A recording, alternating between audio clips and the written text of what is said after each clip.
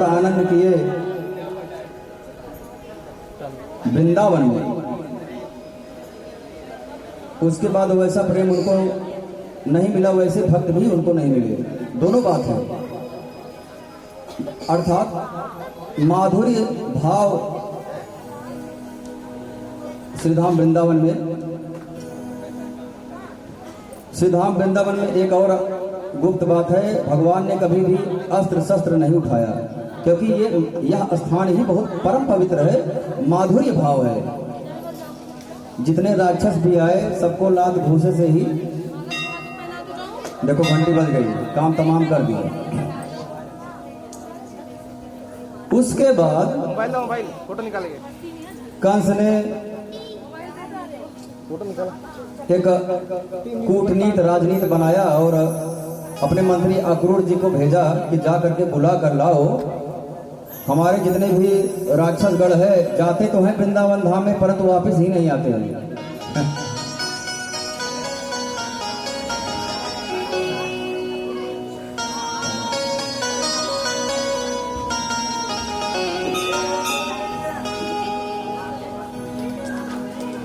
तो एक रणनीति तैयार हुआ और अक्रूर जी को भेज। अक्रूर जी को सब पता था कि कंस क्या करना चाहता है, परम भागवत थे, परंतु कर्म बंधन में बंधे हुए थे। उनको पता था भगवान को लाऊंगा तो कंस उनको नुकसान पहुंचाएगा ही, परंतु कर्तव्य है तो करना पड़ेगा।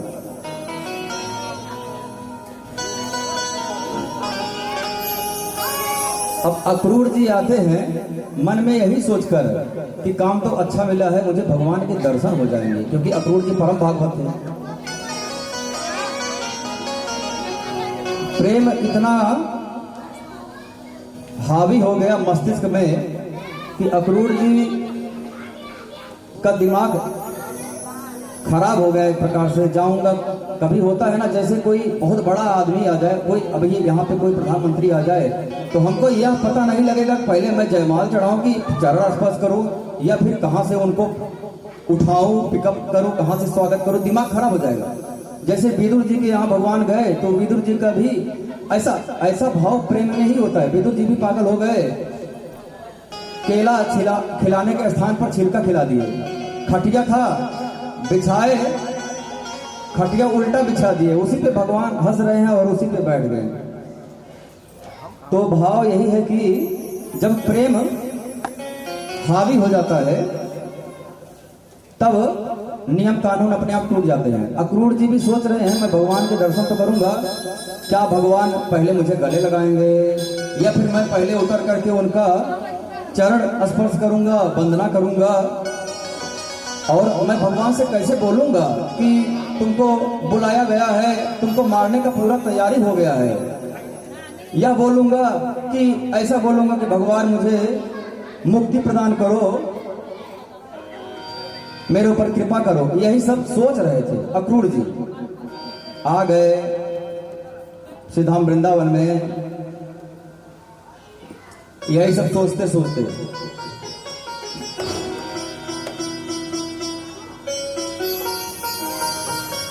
मिलते हैं नंद बाबा से, मैया यशोदा से। बात होती है, पुरानी बातें हो जाती है कि यह लाला वास्तव में आपका लाला नहीं है, वासुदेव और देवकी जी का पुत्र है। मैया यशोदा की क्या दशा होती है इसको शब्दों में वर्णन नहीं किया जा सकता है, कोई भी कथाकार वर्णन नहीं कर सकता है। मैया जैसे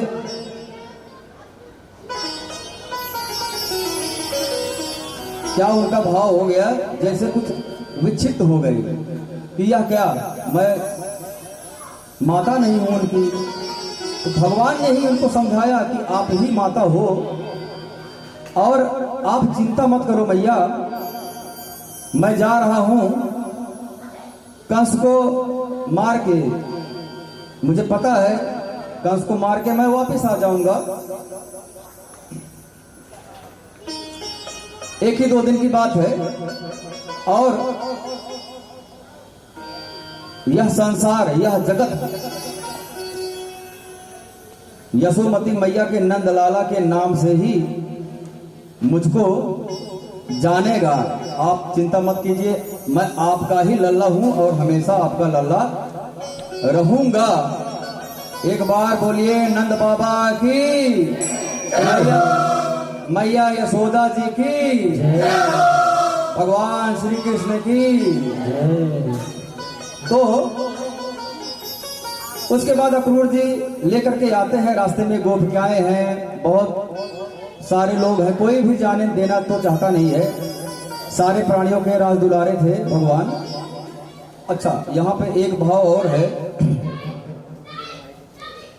राधा रानी जो सरकार की प्रेरणा से ही चल रहा है, भागवत कथा और श्री सुखदेव जी महाराज के रूप में प्रतिष्ठित है, उनके कृपा से ही चल रहा है। इतना लोग भगवान को प्रेम करते थे कि जितनी भी गोपिकाएं थी कुछ भोजन पका रही है अपने पुत्र के लिए नहीं, यह नीलमणि जी को, हमारे श्याम सुंदर जी को पसंद है, इसीलिए पका रही है। तो सारे गोपिकाओं के मन में एक भाव था, काश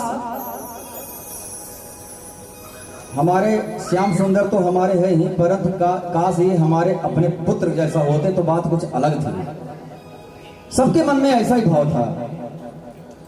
और भगवान सारे प्राणियों के अंतर में विद्यमान है, भगवान को सारी बातें पता थी, तो भगवान ने एक लीला रच दिया। यहां तक कि गाय सोचती थी कि यह जो बछड़ा है मेरा पुत्र, काश ये हमारे नीलमणि जी होते तो आहा, इससे उत्तम और कोई बात ही नहीं थी। कोई मुझे स्वर्ग दे, नरक दे, कोई भी परवाह नहीं है, परंतु एक बार अगर हमारे नीलमणि जी हमारा बछड़ा बन जाते तो बात बन जाती थी।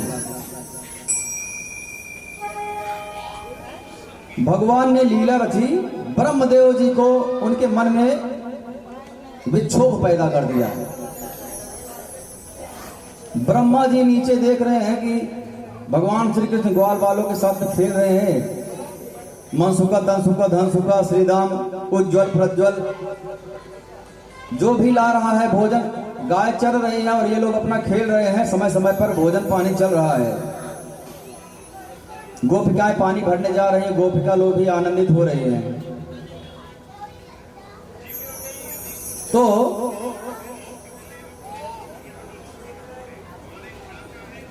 ब्रह्मा जी देखते हैं कि ये क्या, ये कैसे भगवान है, ये तो अपने मित्रों के मुंह का जो मक्खन है वो अभी मुंह से निकाल करके अपने मुंह में खा लेते हैं, तो ऐसे कैसे संभव है, इतना नीचे कैसे गिर सकते हैं। छी छी छी छी, एक ऐसा प्रसाद कौन ग्रहण करेगा। शायद ये हमारा भ्रम है, शायद ये है भगवान नहीं है। चलो चेक किया जाए भगवान है कि नहीं है। लोग इनको पूछते हैं, पता लगा भगवान ही नहीं है तो मेरा नाम हो जाएगा, मैंने बताया है, हमने प्रमाणित किया कि भगवान श्री कृष्ण भगवान नहीं है।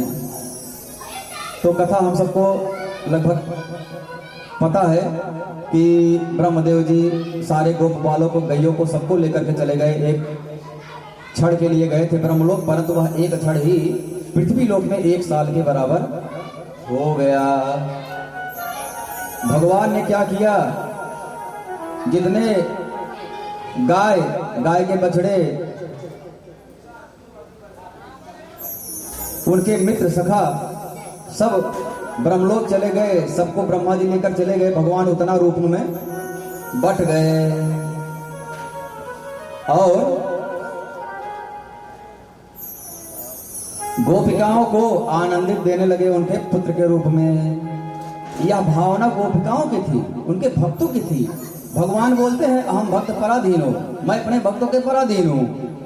यदि कोई प्रेम से, समर्पण भाव से भगवान से कुछ विनती करता है हम में से, आप में से बहुत सारे लोग ऐसे हैं, विनती करते हैं तो भगवान सुन लेते हैं।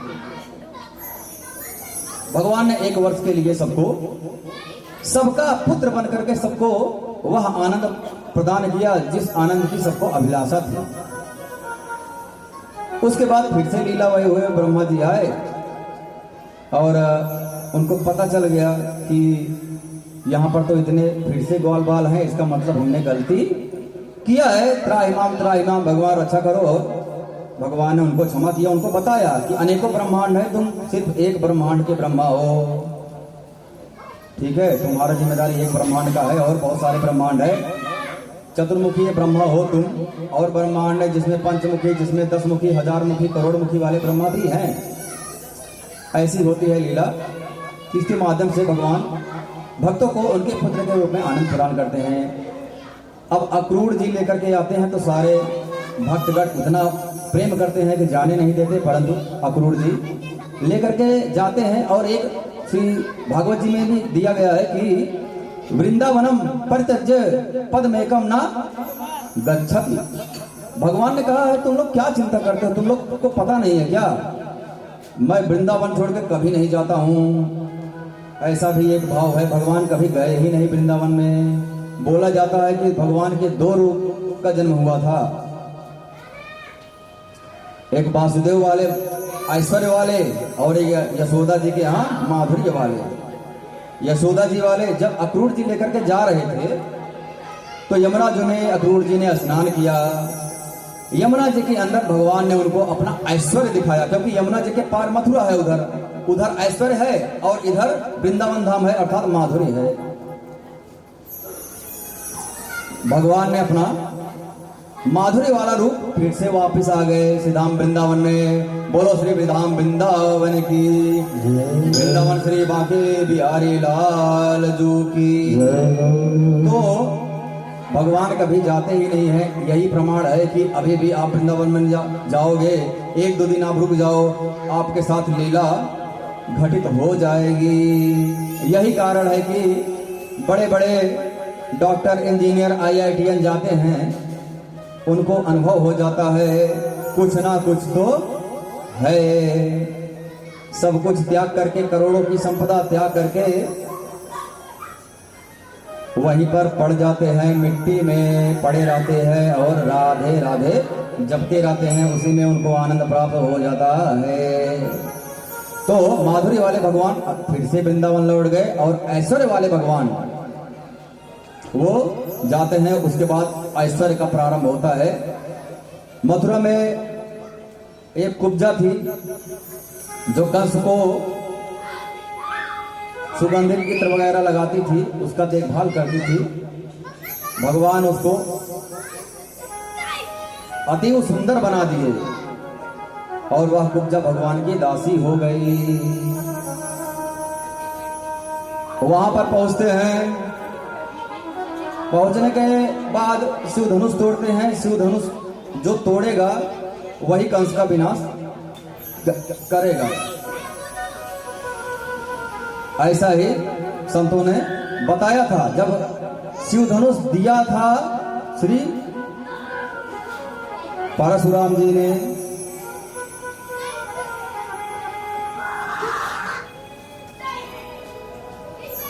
तो बताया गया है कि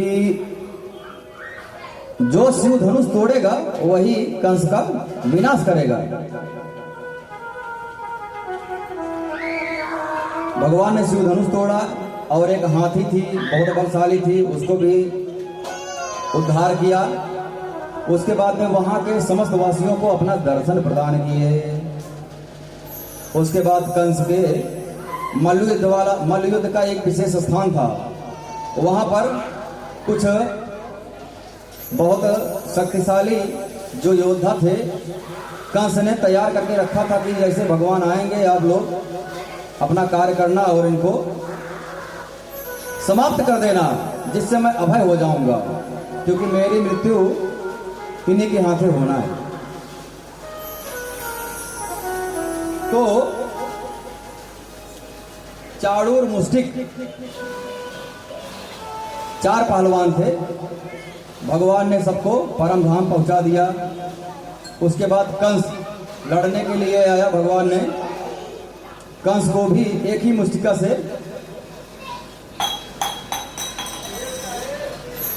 उनका भी काम कर दिया तमाम। उसके बाद कंस के पिता थे उग्रसेन, उनको वहां का राजा बना दिया।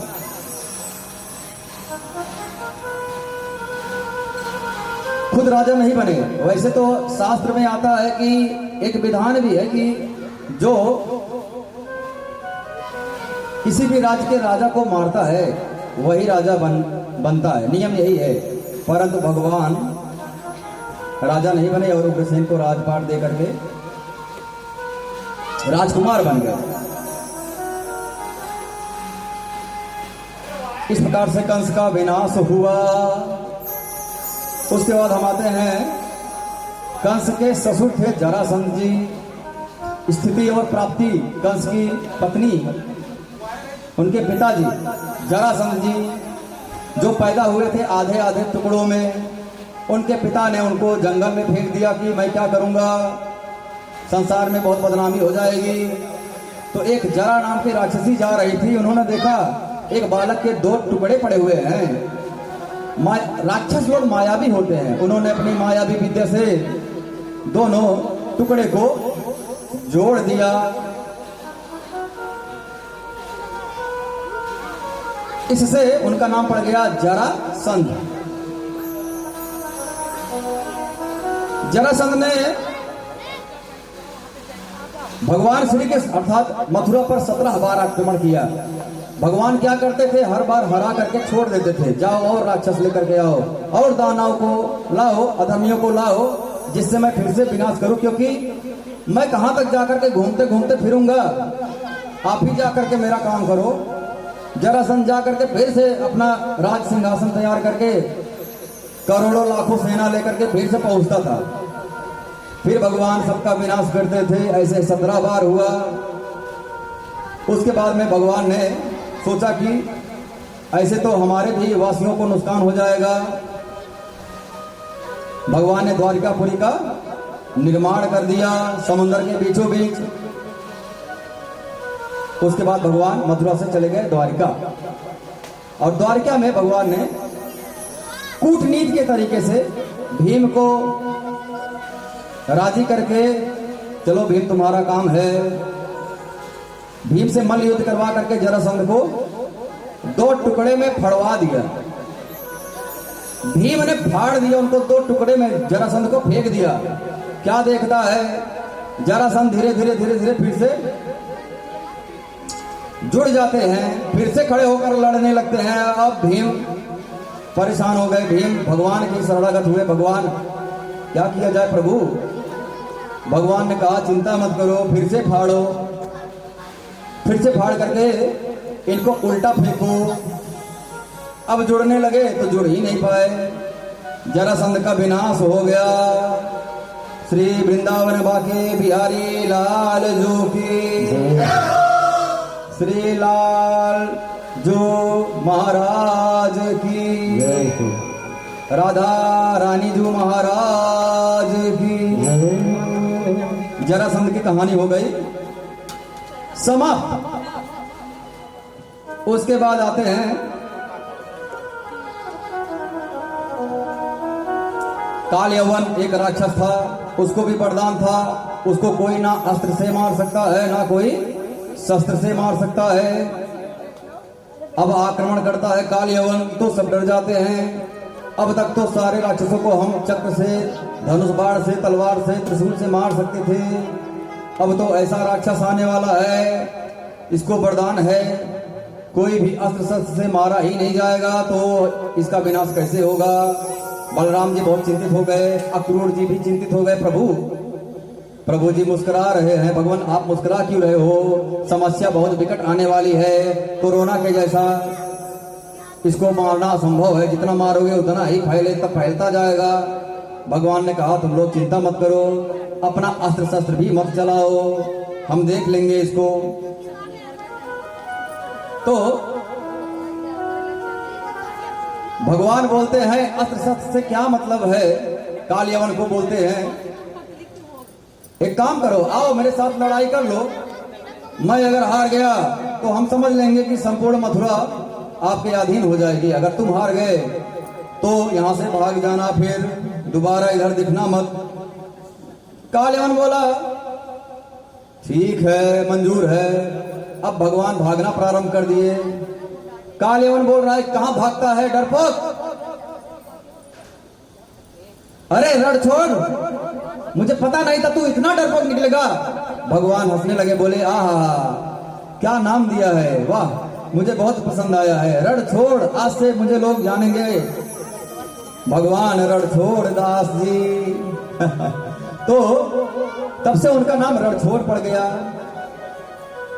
इसलिए बोला जाता है कि भगवान परिपूर्णतम भगवान श्री कृष्ण ही है। भगवान श्री रामचंद्र जी कभी भी ऐसा वर्णन नहीं आता है कि किसी से भागे हो। कोई भी युग में, कोई भी लीला में भगवान ने अंशा अवतार हो या अंशा अवतार हो, पूर्णतम अवतार हो, आवेशा अवतार हो, कोई भी अवतार हो, भगवान ऐसे भागे नहीं जिसमें परिपूर्णतम भगवान श्री कृष्ण भाग रहे हैं। एक जंगल में एक गुफा के अंदर लेकर के जाते हैं, जिसमें एक राजा थे मुचकंद, सो रहे थे। भगवान ने अपना पीतांबर मुचकंद को ढक दिया, ओढ़ा दिया, और काल यवन आकर के देखता है, अरे मूर्ख, भागने के बाद तुम यहां आकर पड़े हो, सो रहे हो, सोने का नाटक कर रहे हो। जब इतना तुमको डर लगता है तो समर्पण कर दो, हम तुमको क्षमा कर देंगे। भगवान कुछ बोल ही नहीं रहे हैं। अब काल यवन मार मार के पैर से उठा रहा है। मुचकंद जी उठते हैं, उनको वरदान था, यदि किसी को तुम अपने कुदृष्टि से देख लोगे तब वह उसी क्षण भस्म हो जाएगा। अब काल यवन जी को मुचकंद जी उठकर देखते हैं, बहुत सालों से सो रहे थे, युगों से सो रहे थे। एक समय की बात है, मुचकंद जी ने इंद्र को सहायता दिया था, देवासुर संग्राम हो रहा था। तो उसके उपलक्ष्य में मुचकंद जी बोले कि मैं बहुत थक गया हूं, मैं अब आराम करूंगा।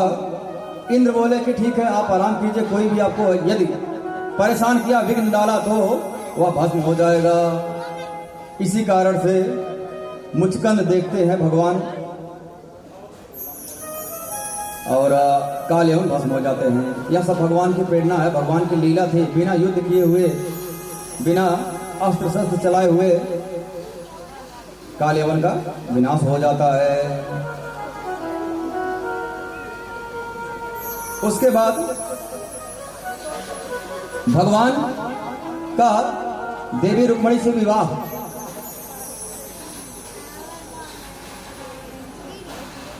विदर्भ राजकुमारी देवी रुक्मणी थी। हर दिन सुनती थी नारद से कि भगवान श्री कृष्ण ऐसे हैं, बहुत सुंदर है, चलते हैं तो ऐसे चलते हैं, कितने राक्षसों का उद्धार किया है, गिरिराज जी को एक पर्वत पे उठा लिया।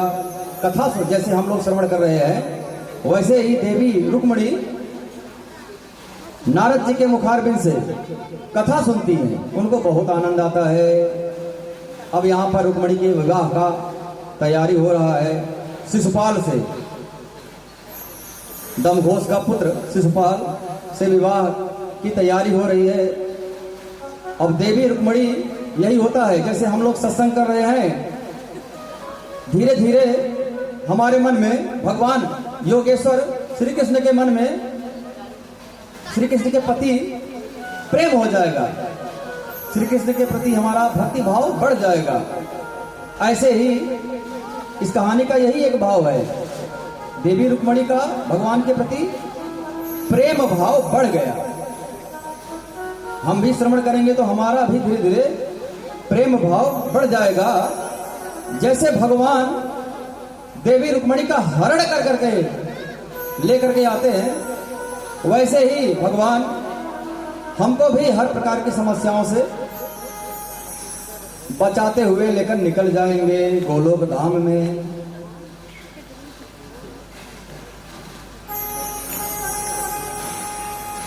सारी तैयारियां हो गई थी रुक्मणी के विवाह का, और रुक्मणी ने संदेश भिजवा दिया कि परसों विवाह है, भगवान आपके पास ही मेरा जीवन है, यदि आप आएंगे तो ठीक है, नहीं आएंगे तो कोई बात नहीं है, मैं अपने शरीर का त्याग कर दूंगी। भगवान सही समय पर आकर के रथ में बैठा करके लेकर जाते हैं और बहुत सारे वहां के विदर्भ राजा और शिशुपाल भी आ गया, क्योंकि शिशुपाल भी चाहता था। देवी रुक्मणी इतनी सुंदर थी कि जैसे बैठी है तो उनके शरीर से प्रकाश निकल रहा है, क्योंकि माता लक्ष्मी के स्वरूप हैं, ऐश्वर्य की रानी है, उनके शरीर से प्रकाश निकल रहा है। अब शिशुपाल भी सोचते हैं कि अगर मेरा विवाह हो जाए तो बहुत सुंदर है। वो अभी रथ और सैनिक लेकर के भगवान से युद्ध करने के लिए आ गए। भगवान सबको हरा करके, इसमें दिया गया है कि किसी को मारते नहीं है जान से, क्योंकि रिश्ते की बात है, रिश्ता भी होना है। और देवी रुक्मणी ने प्रार्थना भी किया था कि रुक्मी था उनका भाई, वह भी आ गया था, तो रुक्मणी देवी ने प्रार्थना किया था भगवान आप किसी को मारो मत, हमारे भाई सब रिश्तेदार ही हैं। भगवान ने सबको परास्त करके छोड़ दिया।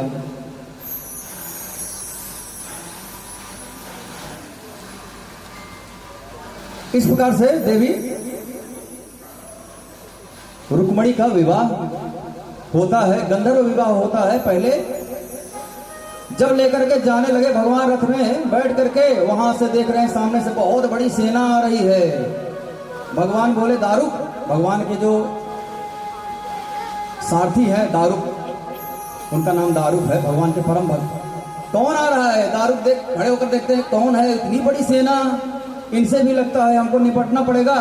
अरे नहीं नहीं, ये तो अपनी सेना है, अपने वाले हैं, ये यदुवंशी आ रहे हैं, भैया बलराम जी आ रहे हैं। उनको किसी ने बता दिया कि यहाँ लड़ाई हो रही है, बलराम जी आए। अरे कन्हैया तुम बताए नहीं। भगवान बोल रहे हैं क्या बताऊं, तुमको तो पता है चोरी करने में मुझे महारत हासिल है, मैं एक्सपर्ट हूं। अब यहाँ पर भी देवी रुक्मणी का हरण नहीं करना था, उसमें तो कोई मुझे पकड़ सकता नहीं है। अब आप आ गए हो तो आप आगे का तुम संभाल ही लोगे। बलराम बोलते हैं तुम एक काम करो, तुम निकलो, मैं इन लोग को देख लूंगा। इस प्रकार से भाइयों का प्रेम भी ऐसा ही होना चाहिए। यदि एक भाई कुछ कार्य कर रहा है तो दूसरे भाई को उसमें गलत नहीं सोचना चाहिए, उसमें सहयोग ही देना चाहिए। ठीक है, अच्छा कर रहे हैं, मैं देख लूंगा। क्योंकि जो भाई का सहयोग करता है उस परिवार में संपन्नता तो रहती ही है, उस परिवार से लोग डरते हैं। अरे इसका एकता है, वही अगर एकता ना रहे तो लोगों को मौका मिल जाता है कि कमजोरी है, चलो कमजोरी का फायदा उठाते हैं। कुंभकर्ण कैसे भी था परंतु सम्मान के योग्य था, उसको पता था कि मैं मर जाऊंगा, परंतु उन्होंने अंतिम समय तक, अंतिम क्षण तक अपने भाई का साथ दिया। और बोला जाता है अभी भी विभीषण बनो हो क्या, तुम घर के विभीषण हो क्या, भले ही भगवान के भक्त हैं परंतु उनका नाम लोग लेते हैं तो इतना बोल ही देते हैं कि घर का भेदी लंका डाक, क्या बोलते ही है। हाँ, तो भाई कैसा भी है साथ देना चाहिए।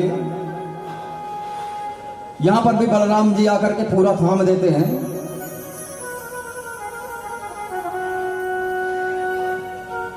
विवाह होता है धूमधाम से।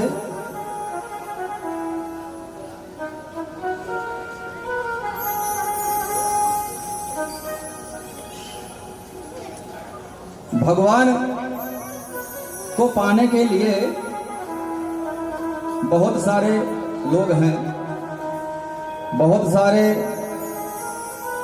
भक्तगण हैं, इसीलिए भगवान ने 16,108 विवाह किया, करना पड़ा उनको।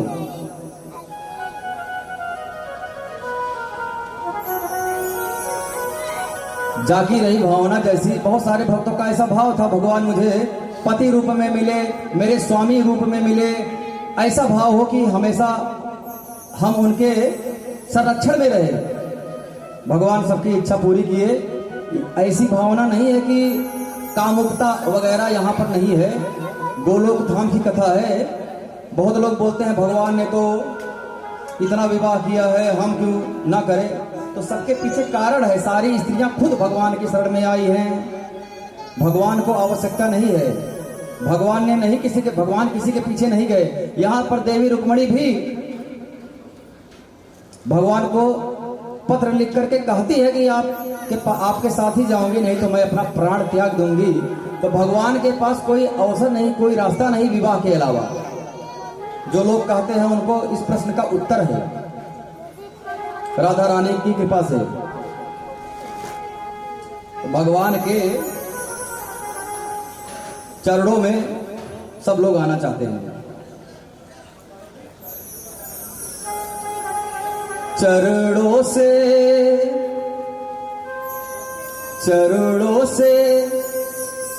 लिपट जाऊं धूल बनकर, चरणों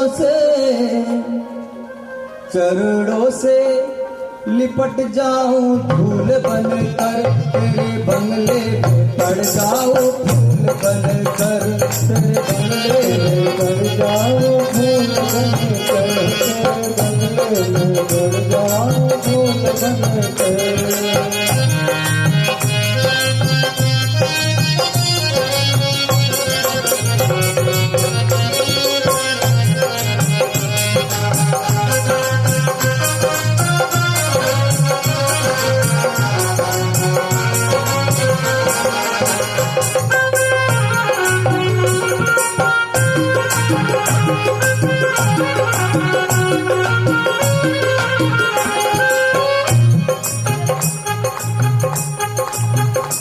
और तेरी भक्ति की खुशबू उड़ाता चला,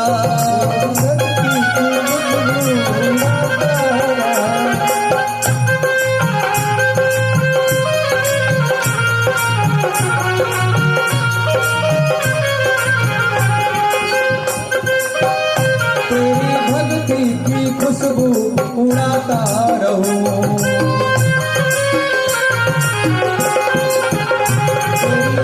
की खुशबू उड़ाता रहूं, तेरा पल पल में दीदार पाता रहूं, तेरा पल में दीदार पाता रहूं, तेरा पल पल में दीदार पाता रहूं। लहराओ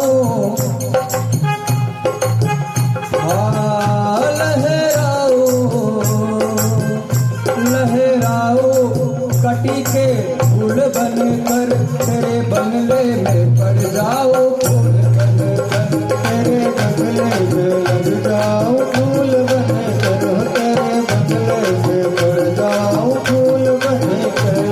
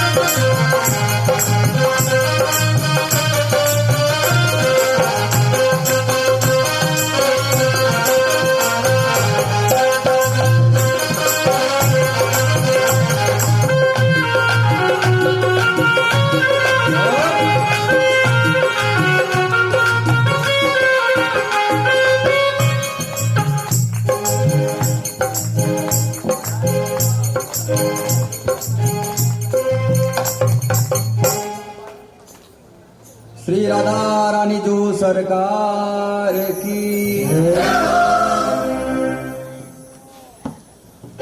अब रुक्मणी जी का विवाह संपन्न होता है। उसके बाद देवी सत्यभामा, सत्राजित एक राजा थे, सूर्यदेव जी के भक्त थे। अब एक दिन सूर्यदेव जी प्रसन्न हो गए, समयंतक मणि दे दिए। समयंतक मणि लेकर के सत्राजित हमेशा घूमते रहते थे। इतना चमक था उसमें कि कहीं भी जाते थे तो उसको लटका कर जाते थे। और क्या हालचाल है, कोई नहीं देखता, फिर भी दिखावा एकदम से। तो लोगों ने धीरे धीरे बात फैली, भगवान श्री कृष्ण के पास आया तो श्री कृष्ण भगवान ने कहा कि इनको यह मणि उग्रसेन को दे देना चाहिए, अर्थात मथुरा के राजा को दे देना चाहिए। यह बहुत ही सुंदर है, अगर राजा के पास रहेगा तो अच्छी बात है। इसके बाद क्या होता है, वह मणि खो जाती है।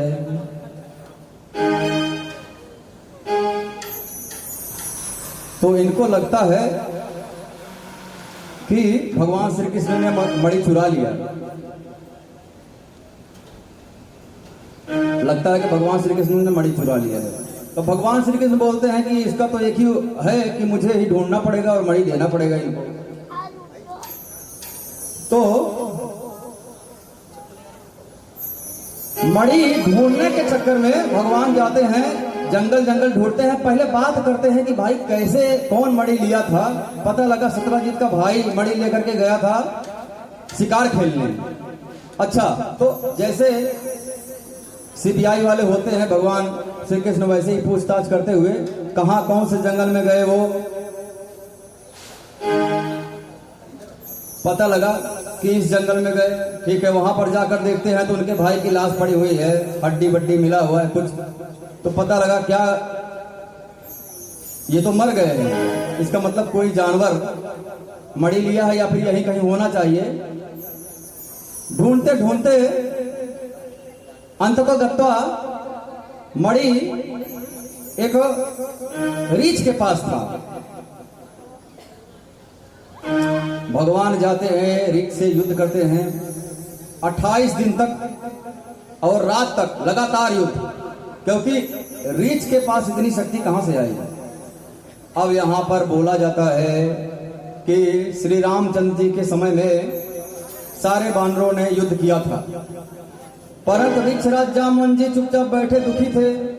भगवान श्री रामचंद्र जी कहते हैं कि अरे अब तो जीत गए हैं हम, रावण का नाश हो गया है, अब आप क्यों मुंह लटका कर खड़े हो, सब कुछ तो ठीक लग रहा है, अब तो तुम्हारे दुखी का कोई कारण ही नहीं है, तुम क्या क्या चाहिए आपको। ऋक्षराज जी बोलते हैं प्रभु मेरे पास शक्ति है, पावर है, मैं ब्रह्मा जी का मानस पुत्र हूं, परंतु मेरी इच्छा थी कि मैं भी युद्ध करता और एकदम जी जान से करता, मुझे भी युद्ध में आनंद चाहिए था, परंतु मुझे यहां पर प्राप्त नहीं हुआ। जिससे लड़ने जाता सब छोड़ देते थे कि ये बूढ़ा है, क्या लड़ूं इससे। अरे मैं बूढ़ा नहीं हूं, मेरे पास बहुत शक्ति है, लेकिन कोई लड़ा ही नहीं मुझसे प्रभु, मेरी जो इच्छा है अधूरी रह गई। भगवान बोले ठीक है, अब इसमें तो हो गया, द्वापर में जब मैं आऊंगा भगवान श्री कृष्ण के रूप में तो तुम्हारी इच्छा पूरी होगी। जो तुमको युद्ध में हरा देगा समझ लेना वह मैं ही हूं। तो ऋक्षराज कोई और नहीं थे, श्री जामवन जी थे। मर्यादा पुरुषोत्तम श्री रामचंद्र की। तो जब जामवन जी समझ गए ये तो भगवान है, तो उन्होंने अपनी पुत्री जामवती को सौंप दिया, भगवान अब ये लो संभालो आप। भगवान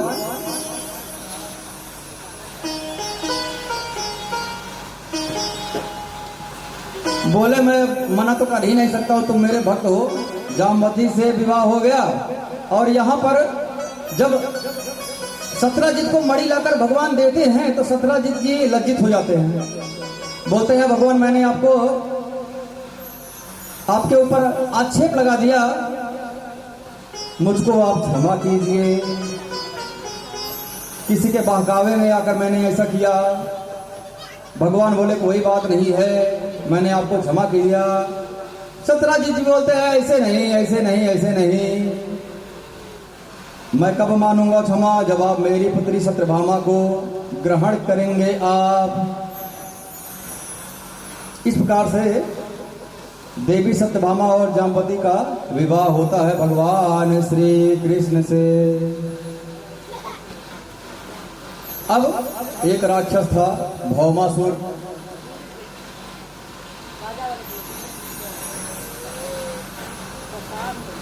भौमासुर जी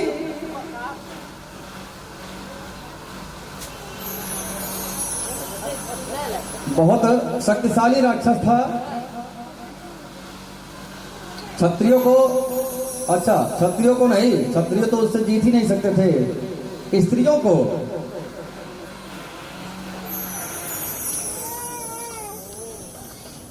जिसके यहाँ आक्रमण करने जाता था, कोई भी क्षत्रियों को, राजाओं को आक्रमण करके हरा करके वहां की कन्याओं को, उनकी पुत्रियों को, राजकुमारियों को हरण करके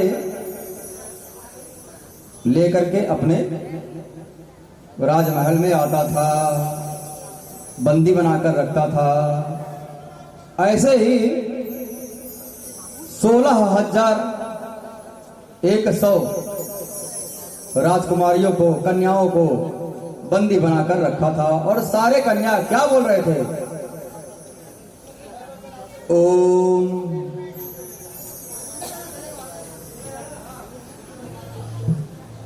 श्री कृष्णाय नमः। भगवान श्री कृष्ण ही मेरी रक्षा कीजिए। भगवान श्री कृष्ण का ही नाम ले रहे थे। तो भगवान श्री कृष्ण ने उनकी विनती स्वीकार किया और भौमासुर को मारने के लिए देवी सत्यभामा के साथ जाते हैं। भौमासुर इतना खतरनाक था कि उनका जहां पे वह रहता था, उनके चारों तरफ पहाड़ों का घेरा था। पहले पहाड़ थे चारों तरफ, उसके बाद वायु विहीन स्थान था, अर्थात जब कोई जाएगा तो वहां पे सांस ही नहीं ले सकता है। उसके बाद अग्नि, ऐसे अनेकों घेरा था, उसके अंदर रहता था। एक मूरा नामक राक्षस था, अंत में उनका बहुत करीबी था। भगवान ने मूरा को भी पहुंचा दिया गोलोक धाम, क्योंकि जिसको भगवान स्पर्श करते हैं वह उसका कल्याण हो जाता है। इसीलिए भगवान श्री कृष्ण का एक नाम मुरारी पड़ गया।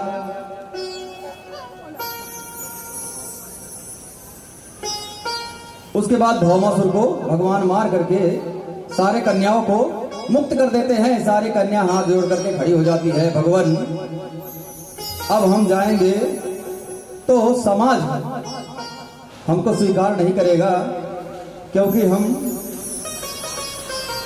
बंदी हैं किसी के, कोई हमको पवित्र नहीं मानेगा। अब आपने हमको स्वतंत्र तो कर दिया है, परंतु हमारे लिए शरीर त्याग करना ही एकमात्र मार्ग दिखाई पड़ रहा है।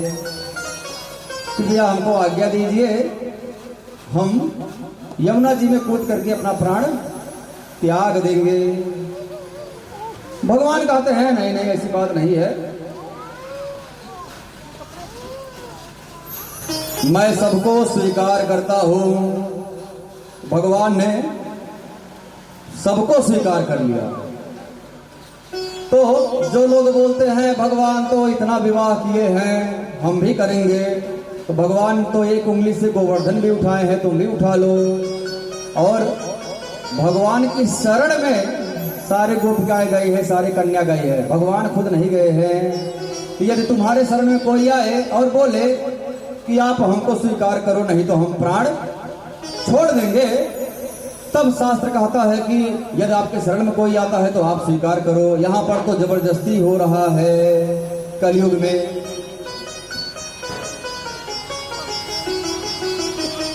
इस प्रकार से भगवान 16,108 कन्याओं से विवाह करते हैं। बोलो वृंदावन बाके बिहारी लाल की। अब इतना सब होने के बाद में भगवान के शंख चक्र गदा आदि आयुध को अहंकार हो जाता है कि हम सब कर रहे हैं, हम सब कर रहे हैं। एक राजा थे पौंड्रक, वह अपने आप को वासुदेव बोलते थे कि मैं वासुदेव हूँ। वो वासुदेव जो हैं, वासुदेव श्री कृष्ण मथुरा वाले, वृंदावन वाले, वो नकली हैं। उनके तो पिता का ही नहीं पता है स्पष्ट रूप से, माता का भी नहीं पता है। भगवान कैसे हो सकते हैं? मैं भगवान वासुदेव पौंड्रक हूँ, मेरी जय जयकार करो। और एक द्विविध नामक बंदर था, वानर।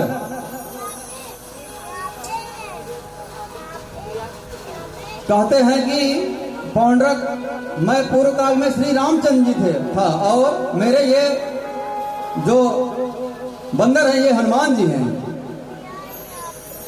और नकली शंख चक्र गदा सब कुछ धारण करके राज्य करते थे।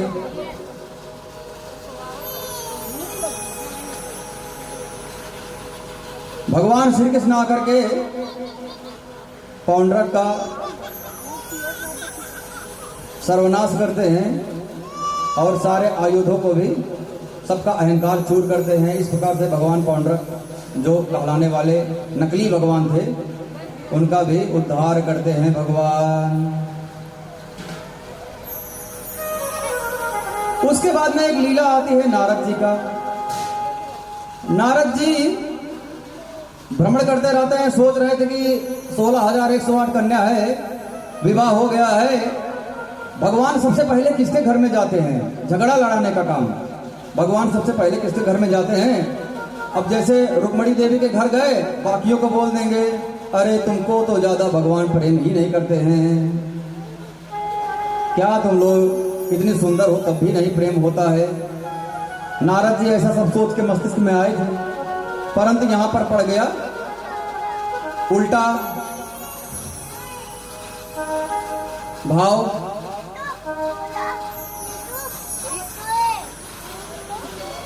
नारद जी जा करके देवी रुक्मणी के घर में देखते हैं तो भगवान वहां पर बातें कर रहे हैं देवी रुक्मणी से। और जल्दी से सत्यभामा जी के घर जाते हैं, जहां पर तो भगवान नहीं होंगे, तुरंत मैं बोलूंगा। भगवान सत्यभामा के घर में प्रसाद ग्रहण कर रहे हैं, सत्यभामा पंखा झल रही है, अरे यह कैसे संभव है। फिर आगे बढ़ते हैं जामवती के घर में, वहां पर भगवान बंसी बजा करके जामवती को आनंदित कर रहे हैं। ऐसे ही नारद जी सारे 16,108 महलों में जाते हैं और सबके यहाँ भगवान को देखते हैं। नारद जी की बुद्धि हो जाती है खराब, त्राहिमाम त्राहिमाम त्राहिमाम। भगवान हंसने लगते हैं, क्या हुआ नारद? अरे भगवान क्या बताऊं, मैं कुछ सोचा था अलग, परंतु यहाँ पर तो आपकी लीला से कुछ अलग ही हो गया है। तो भाव यह है कि भगवान सर्व कर्तुम अकर्त अन्यथा कर्तुम सर्व समर्थ तो है ही। भगवान सबके साथ में रहते हैं। तो नारद को भगवान एक बार अपनी माया भी दिखाते हैं। नारद को बोलते हैं, नारद बोल रहे प्रभु आपकी माया कैसी है? भगवान बोलते हैं चलो मेरे साथ। मार्ग में प्यास लगती है, नारद जी को भगवान आज्ञा देते हैं मेरे लिए जल लेकर के आओ। नारद जी जल लेने के लिए जाते हैं, कुएं के पास एक स्त्री देखते हैं। स्त्री को देखते ही इनका मन विचलित हो जाता है और जल और भगवान दोनों भूल जाते हैं। अब उनके साथ इनका विवाह हो जाता है, पुत्र हो जाते हैं इत्यादि, बहुत लंबी कहानी है। बाद में वहां पर एक बाढ़ आ जाता है, जल प्रलय हो जाता है। तो नारद जी चिल्लाने लगते हैं प्रभु बचाओ प्रभु बचाओ प्रभु बचाओ। भगवान उनको स्पर्श करते हैं। अरे नारद, आंख खुलती है, नारद तो भगवान के पास बैठे हुए हैं। अरे नारद क्या हुआ? अरे प्रभु अभी तो आंख बंद किए, अभी बोल रहे थे माया दिखाओ, मैं तो माया दिखाया ही। अरे प्रभु आप रक्षा कीजिए, आपकी माया तो बहुत खतरनाक है। एक पलक में ही नारद जी ने पूरा जीवन, शादी वाला जीवन, गृहस्थ जीवन पूरा जी लिया। भगवान की माया इतनी खतरनाक है।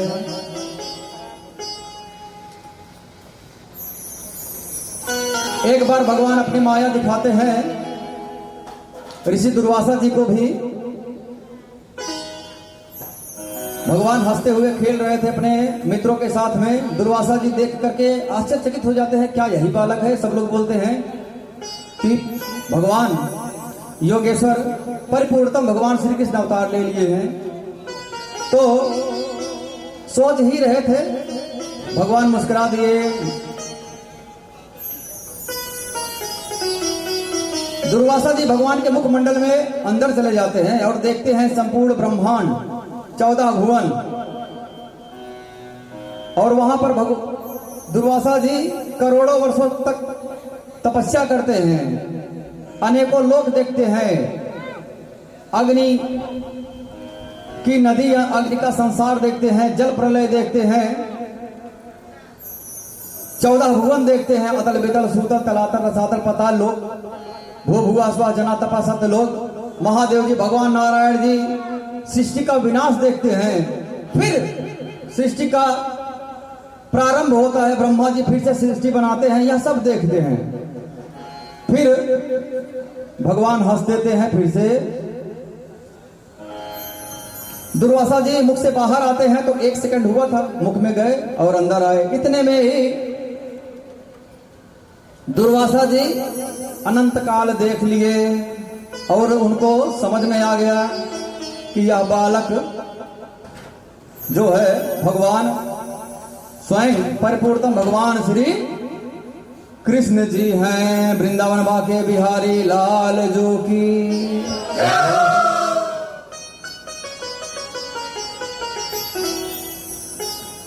उसके बाद कथा आती है।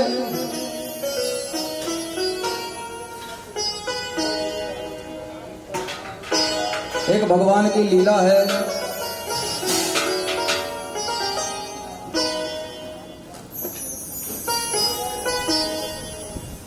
भगवान हम कहीं भी जाए कहाँ आएंगे? ब्रजधाम में ही आएंगे। हम लौट कर आते हैं फिर से, क्योंकि जो माधुर्य रस है वह श्रीधाम वृंदावन में ही है। वृंदावन छोड़ करके हम जाएंगे तो हमको ऐश्वर्य मिलेगा, माधुर्य रस नहीं मिलेगा।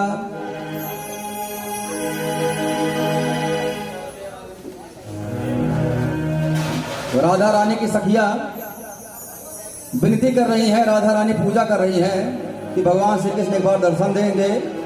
तो ललिता जू आकर के कन्हैया से बोलती है कि प्रियतम जू, राधा रानी आपके दर्शन के लिए व्याकुल है, कृपया आप दर्शन दीजिए।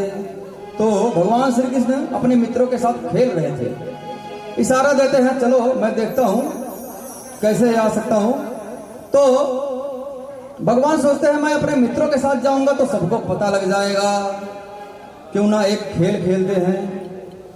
भगवान श्री कृष्ण एक सुंदर गोपी बन जाते हैं, साड़ी पहन के एकदम साज श्रृंगार करके गोपी बन के मटक मटक के, वैसे ही बांके बिहारी लाल जी मटक कर ही चलते हैं। अब इतने सुंदर लग रहे हैं, स्त्री के रूप में चल रहे हैं बरसाना की तरफ। तो जो भी देख रहा है देखता ही रह जा रहा है, अरे ये गोपी तो बहुत सुंदर है, ऐसा लग रहा है जैसे श्री राधा जो है। वैसे भगवान श्री कृष्ण और राधा जो में कोई भी अंतर नहीं है। पुरुष रूप में भगवान श्री कृष्ण हैं, स्त्री रूप में, प्रेम स्वरूपा रूप में, माधुर्य रूप में श्री राधा रानी जी हैं। मुखमंडल एक जैसा है, अंतर इतना ही है कि भगवान श्री कृष्ण का दाहिना पैर में जो चिन्ह है, जो निशान है, वह राधा रानी जी के बाएं पैर में है और बाएं पैर का निशान दाहिने पैर में है। दोनों का पैर में अंतर है बस। इतनी सुंदर गोपी देख करके ललिता जू, विशाखा जू सब लोग आती हैं, अरे गोपी कहां से आई तुम? भगवान बोलते हैं अरे मैं आई हूँ बहुत दूर से, श्रीधाम वृंदावन से आई हूँ। अच्छा अच्छा, वृंदावन से आई हो। हम लोगों ने पहले तुमको कहीं देखा नहीं है। तुम्हारा नाम क्या है? भगवान श्री कृष्ण सोचते हैं मेरा नाम गोप देवी है, मैं हूँ गोप देवी। अच्छा अच्छा, गोप देवी हो, ठीक है। आप इतनी सुंदर हो, ऐसा लग रहा है आपको सखी होना चाहिए हमारी प्रियाजू महारानी का। चलो आप प्रियाजू के पास चलो। भगवान श्री कृष्ण प्रियाजू के पास जाते हैं। आओ आओ सखी, तुम तो बहुत सुंदर हो। तुमको देख करके ऐसा लगता है हमारे प्रियतम जो आ गए हैं। ऐसा लगता है आप ही हमारे प्रियतम जो हो, आपका चेहरा हमारे प्रियतम जो से मिलता है, इसलिए आप मेरे स्थान पर बैठो। नोक झोंक होता है कि कौन है तुम्हारे प्रियतम जो। भगवान श्री कृष्ण कहते हैं, गोप देवी बोलती है कौन है तुम्हारे प्रीतम जो। राधा रानी कहती है कि श्याम सुंदर जो है। अच्छा अच्छा, अरे क्या राधा रानी आपको वही मिले थे पूरे दुनिया में? उनका तो मैंने बहुत नाम सुना है, चोरी में इतने कुकृत्य करते हैं, बताते हुए भी लज्जा आती है। मैं अभी कल ही आ रही थी, मेरा हाथ पकड़ लिए थे।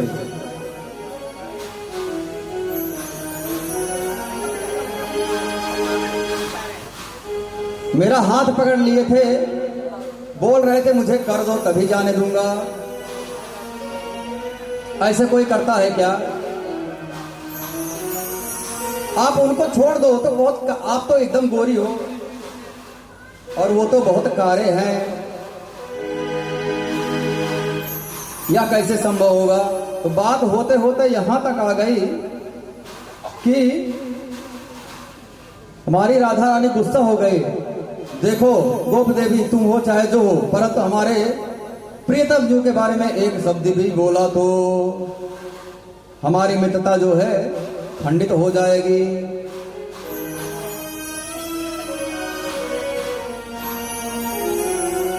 इतना विश्वास है तुमको तो आप उनको प्रकट करके दिखाओ। आपको इतना विश्वास है, आप उनको प्रकट करो। भगवान श्री कृष्ण का नाम संकीर्तन करती है राधा रानी और ध्यान करती है, तो वही गोप देवी ही अपना रूप बदल करके प्रकट हो जाती है भगवान श्री कृष्ण के रूप में। सारी सखियां जय जयकार करने लगती है। अरे ये तो हमारे प्रियतम जूही है। हाँ सखी, मैं हूं प्रियतम जूही।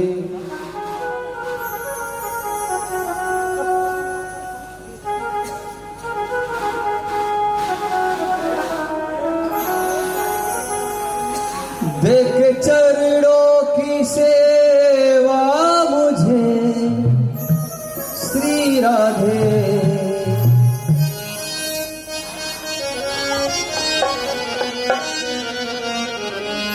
देख चरणों की सेवा मुझे श्री राधे, मेरी किस्मत बना दीजिए राधे, किस्मत बना दीजिए श्री राधे, मेरी किस्मत बना दीजिए।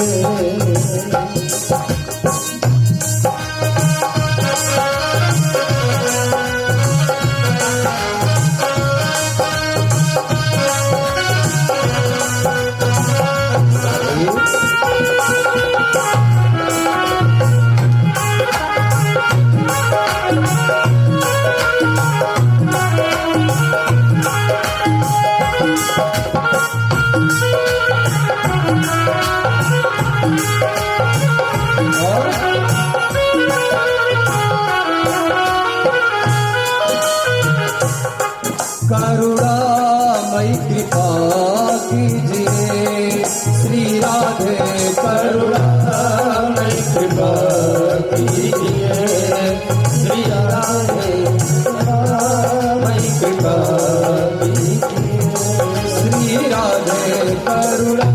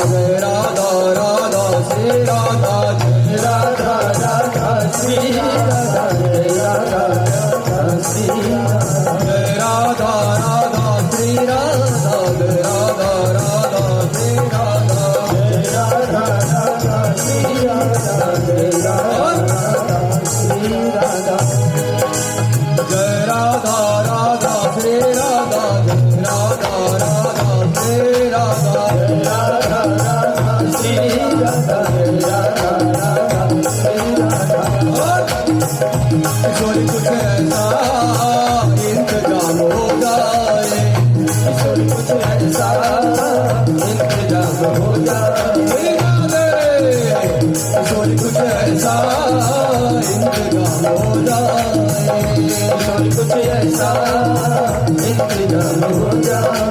ओ जुबां पे अदा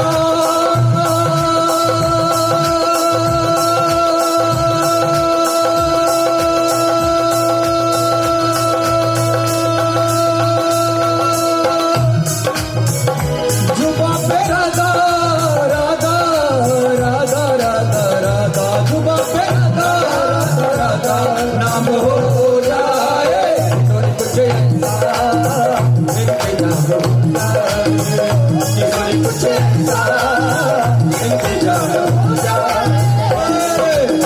राधा राधा श्री राधा, जय राधा राधा श्री राधा, राधा राधा श्री राधा, श्री राधा राधा श्री राधा। हरि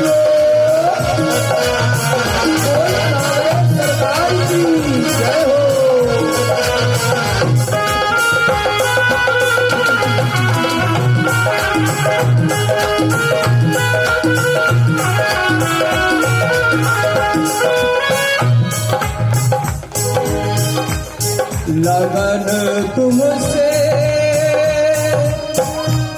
लगन तुमसे लगा बैठे, जो होगा देखा जाए। लगन तुमसे लगा बैठे, जो होगा देखा जाए। लगन तुमसे लगा बैठे,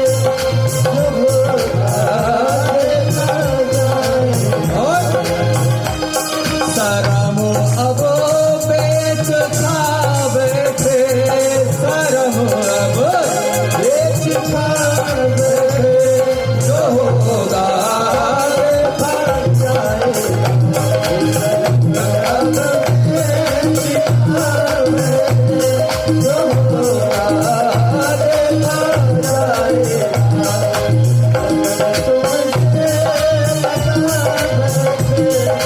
होगा देखा जाएगा।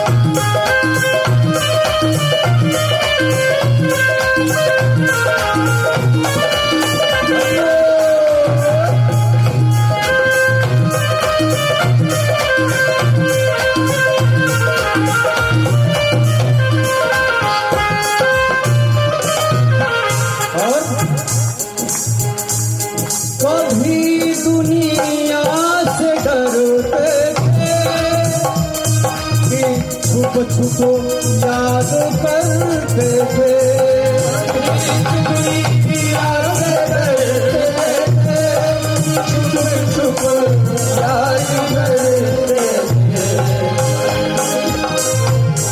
कभी दुनिया से डरते थे कि छुप छुप याद करते थे, कभी दुनिया से डरते थे कि छुप छुप याद करते थे। लो अब पर्दा, लो अब पर्दा उठा बैठे, जो होगा देखा जाएगा। लो अब पर्दा उठा बैठे,